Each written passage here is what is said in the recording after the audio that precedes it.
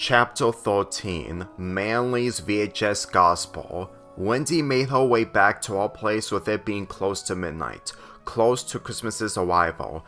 During her walk, she sees Christmas lights from the houses through the trees turning off, especially the trees they decorated from the backyards. She was thankful she got a chance of celebrating the holiday and the festival, but she can't accept it won't be her only time. She's thankful she avoids her family unlike Pacifica's, but at this point, there's no going back. Once other houses turned out their lights, there was only one house that kept its lights on.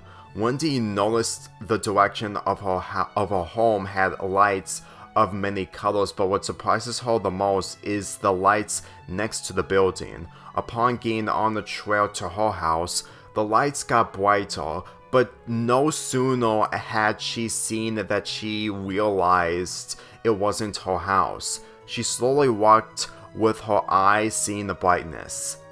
Is that the... Soon she ran to see it.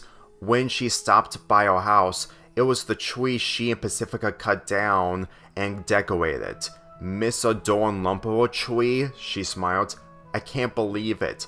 It was just like how it was decorated. With the stars still displayed on the top, she was thrilled to keep something she really wanted. But she remembered it wasn't Pacifica nor the others who brought the tree here. In fact, she expected her father and brothers to be waiting at the front door after searching for her. When she walked towards the front door, she slowly opened it, but the moment it went open, she got propelled by snowballs, catching her by surprise. Whoa, she reacted as more snowballs hit her. Yeah, get annihilated by your own brothers, Marcus cheered. Her brothers came out as Wendy whipped the snow off of her. Did you just throw snowballs at me? Yeah, Kevin responded. Better than getting punished, right? Gus added. I'm not getting punished after I escaped, Wendy spoke. Her father Daniel appeared from the left of the house. He didn't want to join his sons knowing it'll spoil his outfit in front of his daughter. No, you're not. He spoke to Wendy's attention. The reveal of his outfit was a Santa outfit with his size. It was a difficult time to put it on in a short amount of time upon heading home, but it was the only way to surprise Wendy after encountering Pacifica. Wendy thought she was seeing things that can only happen in dreams, but once she lifted her hand up to feel her dad's costume, her eyes weren't messing with her. Dad? She blinked. How did you and... She turned to her brothers. All of you got into the spirit of Christmas? This is impossible.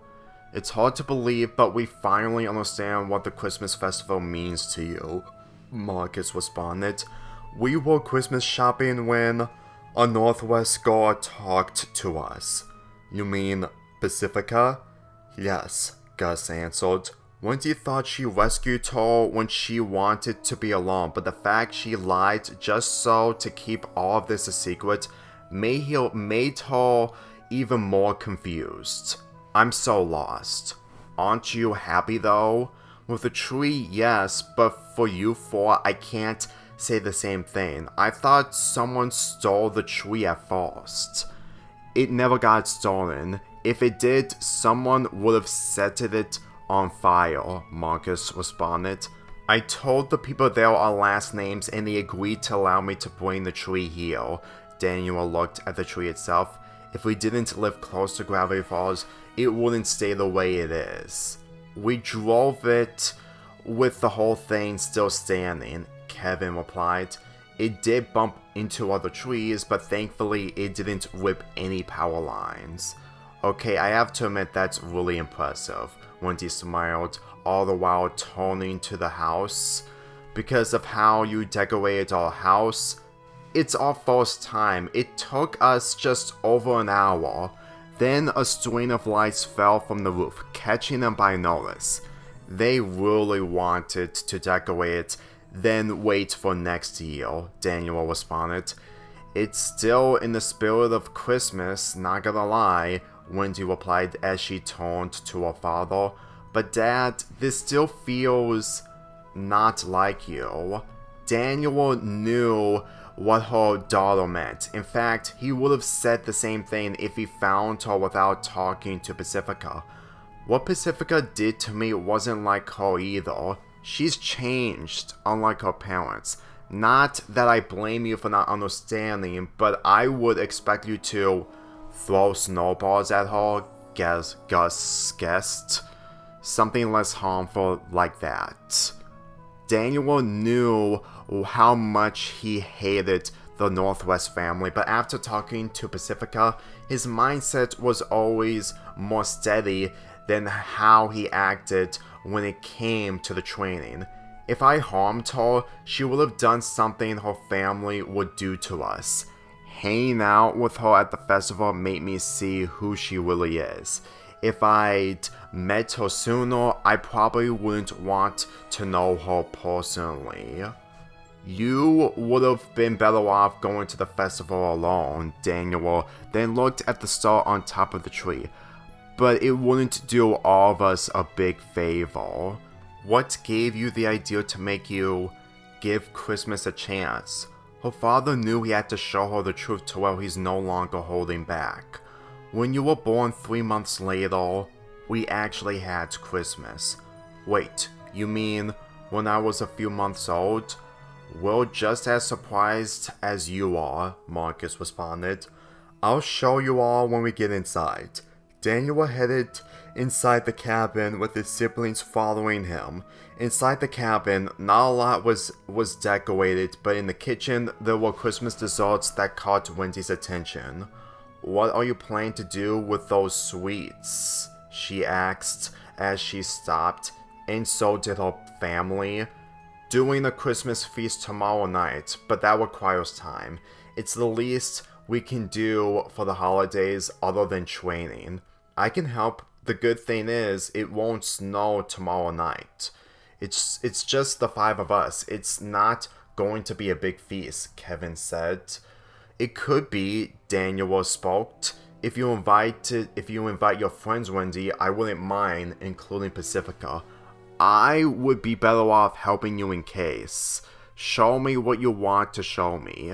Daniel took Wendy and the others to the living room where he placed the VHS on top of the VHS player. All of you sit down on the couch. He pointed at the couch. As Wendy and her brother sat down, he took the VHS and showed it to them. When Wendy looked at the VHS closely, she saw the handwritten Christmas on it, and not in the same handwriting as her dad. A lot didn't happen on that day, but it was the only time I did something with someone during Christmas. Wait, you mean... Daniel nodded as he turned on the TV and put the VHS in the VHS player. Yes, watch and find out. As the VHS player processed, Daniel sat down next to his daughter. Momentarily, the screen on the TV began playing the footage of Daniel's first ever Christmas. He recorded with the camera inside of his cabin. As he got out from the front, snow fell from the sky, but what he's focusing on is his wife, finishing up with her Christmas tree, all the while holding on to someone in her arm. You almost done? He called. Yes, I am. She's gonna love it tonight, she responded. I have the camera out. Show me Wendy. She turned around, not only revealing Wendy as a 3-month-old baby, but his wife's face, catching Wendy's attention and her brother's as well. Her father didn't look at her daughter, nor did his sons, as he focused on the TV screen. He only watched the tape once in a while. The last time he watched it was when Gus was born. He had the same reaction with him, not on the same terms with his wife until now. In the tape, Wendy was chilling from the Christmas tree she enjoyed her mother decorating. You sure doing this once is a good idea for her? She asked. She won't remember. I couldn't remember everything when I was born. but I really think she needs this as much as I do. Daniel refuses to bring up the agreement on camera, even with him holding it. This is the best I can do for you, so make sure she's really excited for tonight. His wife sighed in disappointment, but smiled, looking down at Wendy. Are you ready for the most magical night, Wendy? Wendy chilled as she hugged her mother. It'll be your best first Christmas ever, she hugged her baby. Then the screen translated to nighttime with the Christmas lights on from the tree, revealing his wife who's still holding on to Wendy. He slowly walked up to her while recording her. You ready? He asked. I hope she's ready, she responded as Daniel recorded Wendy holding onto a star in her hands. His wife stepped towards the Christmas tree, making sure she doesn't have her baby drop the star from her hands. Daniel focused on Wendy, who has her eyes on the Christmas lights from the tree. The tree was on the same spot the current tree is at, but it got cut down from the ground a decade later. Wendy didn't have any words from what she's witnessing, especially with her mother allowing her to hold on to the star. That wasn't cheap, even from the time. She saw herself being lifted by her mother as Daniel zoomed in on his daughter, placing the star on top of the Christmas tree. A tear came down on her face, surprised after all these years in her life. Her visit to the festival was her second Christmas experience. In the tape, she cheered after placing the star on top of the Christmas tree. Yes, her mother smiled, just as I hoped, with the lights of many colors continuing to glow thanks to the star. Wendy cheered from the site itself, just as how my parents allowed me to place the star on top. Behind the camera, Daniel couldn't argue how wonderful this is not only for his wife but also Wendy. He admires the way Wendy hugged her mother from the joy she had placing the star, but it won't change the fact she won't have the same moment for the following years in December. His wife kissed Wendy's forehead, thanking her for placing the star on top of the Christmas tree. You're gonna miss Christmas once the sun rises, but once you see this tape, you will celebrate your first Christmas with me. Her mother smiled with her daughter lying her head on her chest as the tape finally ended. Daniel had tears coming down from his face now that the VHS had ended, but once he looked at the faces of his sons, including his daughter, tears continued to stream down. This isn't awesome. It's... Marcus replied. Beautiful, both Kevin and Gus added. Wendy got off the couch, walking up to the VHS player as the VHS came out. She took the VHS with her hands shaking, turning to her father, who also got up. Dad, she responded. Merry Christmas, her father responded as he gave her daughter a hug. Wendy gave into the hug, wrapping her arm around his father. I'm sorry I kept that tape away from you and never allowed you to have another Christmas. I'm more profound that my mother prefers Christmas more than training, especially apocalypse training. I should have given you more Christmases, especially with your brothers. I've wasted more than a decade and a half training, and all I ever did is make this family distance itself from my wife, Daniel cried as Wendy laid her head on her father's body. The only thing you did for us is protect us, she smiled. Despite all the stress you give me, the only thing I'll never scold you is giving me life, like my brothers. I wouldn't have a wife if I never got married to a Christmas-loving woman.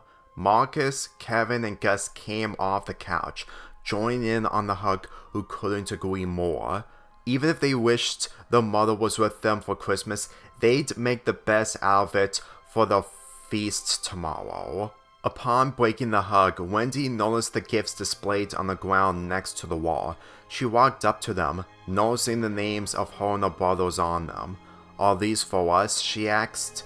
"Yes, we split up to buy gifts for each other. You and your brothers will open them in the morning," he answered.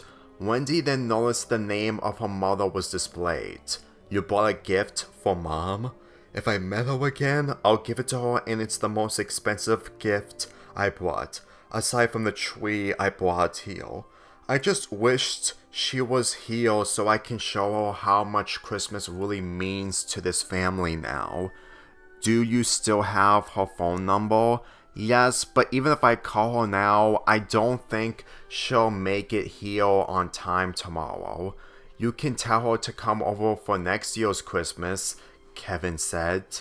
"It may be a year later, but that would mean we'll have a full month ready for the holiday," Marcus added. "I'll let her know on New Year's Eve. As long as we're doing less training, she'll appreciate the changes in our family. We should probably go to sleep now. Sure, it's gonna be a busy Christmas day."